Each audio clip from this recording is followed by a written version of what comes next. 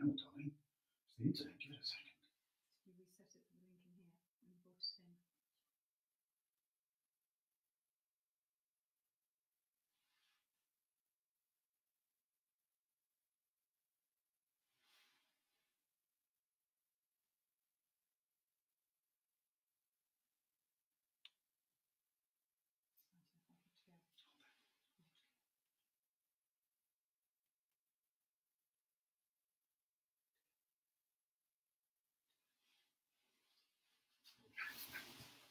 Hello and welcome to the world's smallest distillery.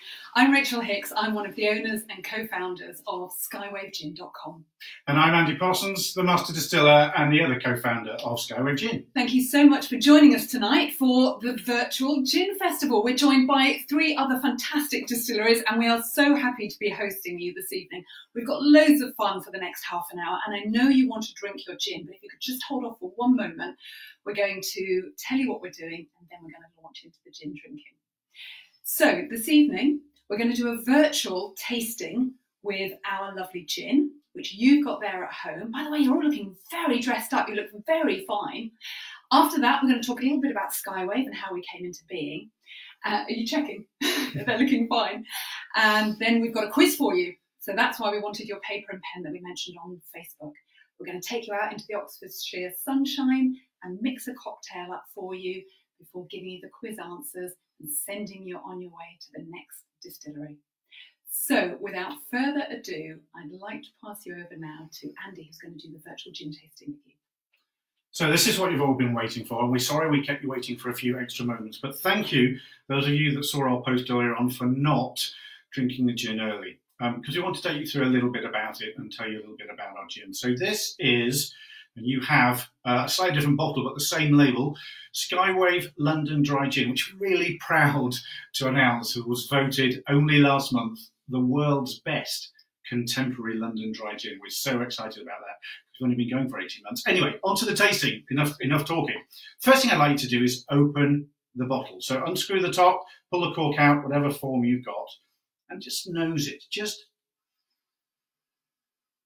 have a think about what you're getting there. You should be getting juniper, but there's also a hint of citrus and lots of other more interesting, more mysterious botanicals going on in there. But what you're not getting is that harsh alcohol smell that you sometimes get with, I don't know, mass-produced, non-craft gins. So just enjoy that smell for a little longer. And now we're going to taste it. Now we're going to try and taste it. Well, not try, we're going to taste it neat. Now, you may not be used to drinking gin neat, but all the competitions all around the world will judge a gin drunk neat, not with tonic. So that's why we're going to introduce you to, if you've not done it before, trying gin neat. So just take a little bit, not too much because that's all you've got, a little bit, pour it into the glass, swirl it around a bit, nose it again because the nose is about as much about smell as in your mouth, and then just sip it. And just think about what you're getting. Again, incredible smoothness. What you're not getting is that harsh alcohol burn in the back of your throat. It's really smooth. You're getting the juniper hit. You're getting citrus coming through. You're getting a smoothness throughout the middle, and then that spice at the end, a hint of spice at the end, all from our 13 botanicals that we put into our fabulous London Dry Gin. Have another sip. And swirl it around. Okay. But let's make a gin and tonic with it, shall we? So take your bottle, and I've noticed on the post that a lot of you have been making that some of you have ordered 2 kits, so some of you have got 2 bottles. So take your bottle and either split it between 2 glasses, or indeed if it's all yours, pour it all into one glass. And enjoy it if you've got a double. Don't forget to add plenty of ice. While Andy's doing that, I'm just going to say hello to Julia Backhouse, Margaret Boulder, and Dajit Bogle. Thank you very much for joining us, guys. This is the first time we've done a Facebook Live, so I hope we're doing okay. We'll try and answer as many of your questions as we can see. Okay, so next we need to be adding the tonic. Now, we recommend with Skywave that you use a premium neutral tonic. And I know that you've got some fabulous tonics in your kit for tonight. Ideally, it would be a tonic that isn't got any extra flavour because you want to taste the gin, not the flavour of the tonic. And the other important thing is don't over tonic. A lot of places, especially bars, just top up your gin with lots of tonic, and all you're drinking is tonic. We recommend no more than 2 to 1, maybe 2.5 at the most, if you like your tonics. So I'm going to put a little bit of tonic in here, not too much. And it doesn't create a huge drink, but it does create a fabulously flavoursome drink. And then finally, the last thing you must remember is garnish, and then you need to stir. That helps to bring the garnish out. It helps to make sure the tonic and the gin is fully mixed. I'm just a bit too keen to get mine. Desperate to drink it. And there we are. Cheers. You may not have kept up with us, but we're going to start without you. Cheers. Cheers. Enjoy your Skywave Gin and Tonic. Now, many people ask us how we started, and the way we started was actually a bit of a surprise to us. I bought Andy a birthday present for his special birthday. Yes, he was 40. And I wish. And it was gin school. So we went off to gin school being passionate gin lovers. We had a fabulous time there, and we created a recipe, or mostly Andy, to be honest. And we loved it. We were really surprised at how great it was, and we just thought, oh, maybe that's because we made it. But then the master distiller of the course came over, and he tasted it, and he said, no, that's really good. And we went, wow. And then all of the rest of the course came over and tried it, and they said, no, that's really good. And we went home sort of floating on air. Before we'd even arrived home, Andy had been on his phone ordering a traditional copper alembic still from Portugal, which arrived almost at the same time as we did. And that was it. We got the bug. We started tweaking that recipe. After we got our licenses. After we had got all of our licenses, and there's a lot to get. 40 iterations later, 6 months down the line, an awful lot of happy friends who'd had to unfortunately help us try it, and we launched. And it literally has just taken off. And as you know, from what you can see behind us on the wall, we've won numerous awards, and we've only been going for 18 months. So thank you for everybody who supported us and enjoyed drinking this incredible gin. Now, people often ask me when we go to festivals how our gin is so smooth, and you've just tasted it, and you can taste how smooth it is when it's neat. So I'm going to get Andy to explain a bit about how we make our gin and how it does turn out so smoothly. Okay, so to explain a little bit about how we achieve that, let me introduce you to Tessie. Tessie is our still, and this is actually our production still. It's tiny, isn't it? And I'll go on to explain a bit more about what that means to the gin in a moment. But I just want to tell you the provenance. Tessie is named after our beloved Springer Spaniel, who we lost about 4 years ago now. And this is just a way of keeping Tessie's memory alive. So our still is called Tessie. It's tiny. It's only a 50-litre still. So we can control absolutely precisely the quantity of botanicals that go in, the wash that goes in there. We heat it gently, we distill incredibly gently, and we control everything by hand and by taste. The other important thing to note about our still is the column. That's it. You'll see a lot of gin distilleries that have a column which is incredibly high, lots of sight glasses, lots of copper reflux plates in there, and the gin goes around and around and around. Very, very refined product. But we believe it strips some of the flavour away, which is why our reflux all happens in there. Then it flows out into the condenser, and everything that comes off the still we collect at the other end there. So what makes our gin really smooth? Really slow, gentle distillation, and only having a very short reflux column. Fabulous gin, fabulously smooth, fabulous mouthfeel. Now, our gin is a London dry, and that is the method by which we make it. But a lot of people don't really understand what that means, and we often need to explain it to them. And to be honest, I didn't know what it meant until 18 months ago when we started this. So, Andy, can you just explain to us all what it means to be a London dry gin? Yes, we do often get asked this question because, of course, we're based in Oxfordshire. So why would it be a London gin and not an Oxfordshire gin? So London dry is actually a method of production, and it's actually a European standard as well. What it means is that everything that goes into your gin must go into the still or a gin basket above. So everything has to be in this part of the apparatus. All the wash, all the neutral grain alcohol that you start with, all of the botanicals must go in here, and then nothing can be added afterwards except the water that you use to cut it down to the alcohol content that you serve it in your bottles. botanicals. There are many gins out there, high street gins. If you look really carefully at the label, it will not say London Dry Gin. And that's because they add flavourings or something afterwards to give it the flavour profile that you may well know and love. But it's not a London Dry Gin. And it is, in many circles, believe that London Dry is the pinnacle of craft distilling. Why is that? Because you can do nothing afterwards. Everything that goes in there is the art and the craft. You can't tweak it afterwards. You can't add a bit of something if it wasn't quite right. You can't add a bit of something else if it wasn't quite right. It's not like a recipe that you throw in a bit more salt or a bit more spice. You can't do it in the London Dry. You can't add anything afterwards. It's got to be what you put in here, and that's the art and the craft of a London Dry. Now, while we're talking about terms, a lot of people also say to us, I love a Navy strength, and we do one. But what does that term mean? Andy, where does Navy strength come from? A bit of an old historical tale on the Navy strength. So it is said that there were some quartermasters, those that were in charge of the supplies and the stores and the food in the Navy, were on the make. They were a little bit unscrupulous, and what they would do is filter off a bit of the gin and water it down. So the sailors got a lot less strength in their gin because the quartermasters were on the make, trying to sell a bit of it on the side. So they realised that if alcohol, any alcohol, but gin in particular, is at 57%, and you pour it on gunpowder and you light it, it will still burn. But if it's been watered down, it won't. So if you're not sure whether your quartermaster's on the take, pour a little bit on gunpowder, light it, and if it doesn't light, have him arrested. Fantastic, thank you. Now, a lot of people ask me, what makes a craft gin a craft gin?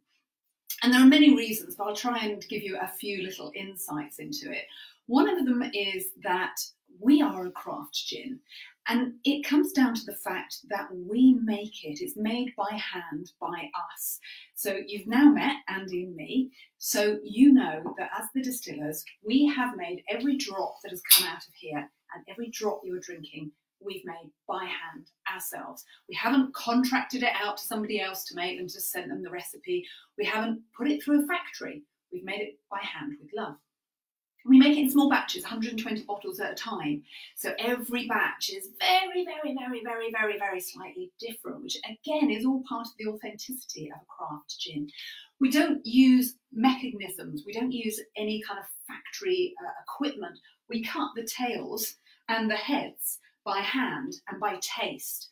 So we don't use machines to make those decisions on when our gin is ready. And ultimately, it comes down to the provenance of some of the ingredients as well. We've got 13 botanicals in our gin, and one of them is blackberries. You can't taste it in the London Dry, but it's one of our botanicals. And we forage those from the Oxfordshire hedgerows. So there's a bit of Oxfordshire in this gin. But we love Oxfordshire so much, we didn't stop there. When we cut our gin, when we cut distillate down to be 42% gin, we need to cut it with water, and we cut it with Blenheim Palace natural mineral water, which is just 15 minutes down the road, and we have the permission of the Duke of Marlborough to use that. So there's a lot of Oxfordshire in our gin, and that's part of the provenance and the authenticity of what makes a craft gin. But there's one more thing that I think is important for craft gin, and that's the name. So what's in our name? Our name. Okay, so Skyway. People say, oh, what does that mean? And it's true, you know, a lot of gins are called after the place or after a person. So we thought, should we be Parsons Gin? That's our married name. Should we be Bucknell Gin? Because we're from the village of Bucknell in North Oxfordshire. But none of that quite rang our bell. So we decided to go for Skywave because it seemed quite expansive, quite exciting, quite interesting. And we chose Skywave to reflect the adventures that we've had and that we hope you'll have as a result of drinking our gin and just being the kind of people you are who like to choose our gin to drink. And the adventures we've had across the waves and through the skies have been as part of our lives. I was a BBC reporter, so I have wing walked for the news. I've driven a Land Rover across the Sahara because it seemed like a good idea at the time. Andy was in the army, an officer in the army, and you were a mountaineering leader, weren't you? Instructor, yeah. Instructor. So he led people up mountains. And we want you to take away that kind of inspiration from the name. But here's the science bit. Skywave is actually a proper word. It means something. It actually is a type of radio wave. My background is in radio journalism at the BBC, and Andy was part of the Royal Signals. And of course, if you don't know, they are a communications part of the army and work a lot with radio. So the radio signal is relevant to us as well. So there's the background to our story. Now, we're in strange times. By the way, just hello to everybody who's joining us. You keep joining us, and I hope if you missed the beginning, you can catch up afterwards because it'll all be on the website. Who's joining us? Kelly Wilkinson. Hi, Kelly. Hi, Kelly Pauling. Julie Backhouse and Leslie Dodds. Glynis Reiki and Amanda Riley. Wow, hello to everybody. Hello to everybody. In these strange times, when we're doing this because of COVID-19, a lot of people ask us, what are we doing for COVID-19? Andy, we've been asked about hand sanitizers, haven't we? So yes, we have, and we are primed and ready to produce hand sanitizer as soon as it's needed. So the thing about distilleries is they have alcohol. Clearly they have alcohol, and they have high strength alcohol. So you would have thought that they're already primed to make hand sanitizer, and you will have read in the papers that many distilleries are doing that. So we've had inquiries from the NHS in the local area, local hospitals, and the private sector, and we are ready to do it. We will be doing it at cost or indeed free of charge for those who absolutely need it. And the reason we haven't done it yet is because, of course, if we're going to do it at cost, we have to invest in that. So we're just waiting for the first orders to come in. And we expect those possibly to come in next week, and we'll be switching part of our production to hand sanitizer. Now, we promised you a quiz, and that is exactly what we're going to do. 3 questions now, bit of a cocktail beforehand. And I want to mention our eco credentials. Well, we'll maybe do that later, because I want to make sure that we end on time. We don't want Manchester Distillery saying, "Oi, finish up, Skywave 2." So let's get this quiz underway. There are 3 questions. The first question is, what is the origin of the phrase Dutch courage, and what is its link to gin? I'll let you think about that and write it down. Andy, do you want to do the next one? Yeah, so the second question. The word, or the name, cocktail. Where does the name and the word cocktail come from? We'll give you a multiple choice on this one because it's potentially quite tricky. Is it A, an after-dinner drink? Is it B, a rather nasty name for one of our earlier Prime Ministers, William Pitt the Younger? Or C, a name for a non-thoroughbred horse?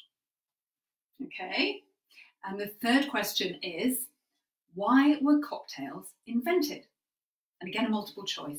Was it A, to get you to drink more alcohol because you are going to have more alcohol in your glass each time you have a cocktail?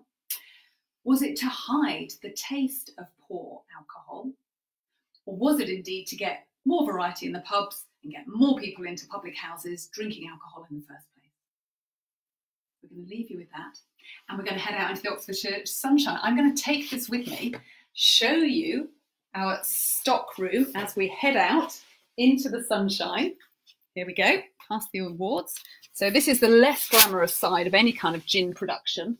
So you've got all the packaging here. There's the Merchant's Heart. We're partners with Merchant's Heart. There they are. And here's our boxes, all of our bottles on pallets and our stock. And heading, oh, look, there we go. There's our hydraulic press that we use for pressing our raspberry and rhubarb, which is a lovely full-strength dry gin that we do, and also our spiced apple gin. And waiting for us, as if by magic, it's like Mr. Ben, this, isn't it? Is Andy to make a beautiful cocktail for us. What are you going to make today, Andy? So, tonight we're going to make a twist on the French 75. So, the twist is that we're not going to use a normal gin, but we're going to use Skywave Raspberry and Rhubarb gin. It's one of our fruit gins. So you'll need 35 millilitres of gin.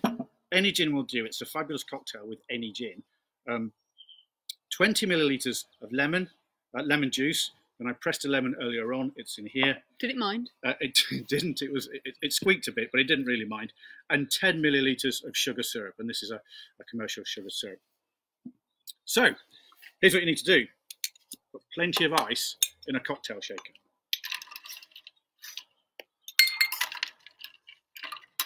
I forgot to say, by the way, that you also need some kind of fizz, whether it's Prosecco or gin, Prosecco or champagne or Cava, just some kind of fizz. So, plenty of ice in your cocktail shaker. Then you need 35 mils of whatever your gin you choose. And we're being, as I said, unusual, using the raspberry and rhubarb. So this is a 50 ml jigger, so I'm not going to fill it quite to the top. should do. And this is a very dry gin, isn't it, this raspberry and rhubarb? It is, yes. Unlike a lot of fruit gins, it's not particularly sweet. That's why it works well with this recipe, because we're going to add sugar syrup. So the worst thing you could do is to over sweeten it. So 20 mils of lemon. So I'm going to use the other end of the jigger. That's the 25 ml end of the jigger. Not quite full. And then 10 millilitres of the sugar syrup. So just less than half. And you can get that sugar syrup in the supermarkets, can't you? Well, you could. In the current climate, it might be a little bit harder, but you should be able to get it. Or you might use one of your 80 slots on your home delivery if you're not careful. And then you give it a good shake. So 10 to 15 seconds is all you need. Talk amongst yourselves whilst I'm doing this. Well, I'm just going to reply to Suzanne, who says, how did we come up with the name? And Suzanne, we did talk about that a little bit earlier. Unfortunately, maybe you hadn't joined us, but it was We'll drop you a line after, Suzanne, just to clarify if you don't manage to rewind the video. So, next thing you do is you take a champagne flute and you strain the cocktail into it. Now, we're very lucky in this cocktail mixer has actually got a strainer in the top. If it hasn't strained through a normal strainer, pour that in there. Lovely pink colour. You'll notice now the cocktail's ready, I can come back into shot and get quite close to it. It's not quite ready. With the hope that I might actually be able to have some of it. Because we do need to add the fizz. And so you top up with your fizz of choice. And tonight we're using Prosecco. Oh, wow, that looks amazing. I know what we'll be doing in about 5 minutes' time. Sitting down with Manchester Distillery and drinking Skywave cocktails. And there we are. Isn't that beautiful? It's like a pink panther. French 75, and I'm going to try it. Now, we promised you the answers to the quiz, and we've only got a few more minutes left. So I hope you've jotted down a few thoughts. The first question was, what's the origin of the phrase Dutch courage, and what's its link to gin? Andy. So, Dutch courage was a phrase used for soldiers going into battle that had had a nip. And they perhaps had more than a nip, perhaps had quite a skinful, gave them courage to fight in battle. Why is it Dutch courage? Because the British first saw this with the Dutch soldiers of William of Orange. And they found that they were half-cut going into battle, and they wondered why. And it turns out that they were drinking Geneva, which is a predecessor of gin, hence the link between the phrase Dutch courage and gin. Fantastic. Now, the next question was, I'm trying to remember what it was. How did we come up? Where did the origins of the word cocktail come from? That's right. Ah, yes. Bear with me here. This is a bit convoluted. The answer is actually it was a nasty name for the Prime Minister William Pitt the Younger. So, the story goes that racehorses that were not thoroughbreds were called cocktails because they'd had to have their tails docked to show that they weren't thoroughbreds. Now, a cocktail horse was not worth very much unless they could show it had a spring in its step and its tail was held high. So unscrupulous horse breeders would take a little piece of ginger, fully peeled, and insert it somewhere which only you can imagine. And now this would cause the poor horse's tail to go high, to prance up and down, probably in quite considerable pain. But that was a cocktail horse. So apparently William Pitt the Younger was a bit of a arrogant gentleman, so-and-so. And so he would prance around a bit like a cocktail horse. What on earth has this got to do with gin and cocktails? Right, in 1869, the first British cocktail book was published. And in there was something called a ginger cocktail. And the ingredient was this slip of ginger, and they'd drawn the name cocktail from that horse and from William Pitt the Younger, and the ginger had gone full cycle. So that's the first time the word cocktail was used in relation to a drink. And in the last 30 seconds or so, let's tell you the answer to why cocktails were invented. Andy? Well, the reason is because early gin and early alcohol tasted foul. The original Tom Collins gins, Old Tom gins were bloody awful. Modern Old Tom gins are very good, but the old ones were absolutely awful and cut with all sorts of chemicals and nasties and so on. So people would add interesting things to make it taste better, hence the invention of cocktails. And the Tom Collins is an original cocktail from that era. We have had a fantastic time with you tonight. Thank you so much for joining us. If you want to know more about Skywave Gin, do visit our website. We've got lots of different gins and new ones coming out in the future. We've got 2 or 3 coming out this year, so do keep an eye out on that. And drop us an email as well. There's a contact form on there, or you can email us. We'd love to hear from you. We'd love to know what you think of our gin. We love to be in touch with people who enjoy it. But in the meantime, have a fantastic night tonight. We're going to say a special hi to Apothecary Gin. We've got a little link with them. We're working with them at the moment. But right now, have a great time with Nelson's, and I'll hand you right over to Manchester Distillery. Take care, guys. Have a lovely evening. Bye from Oxfordshire and Skywave Gin. Bye.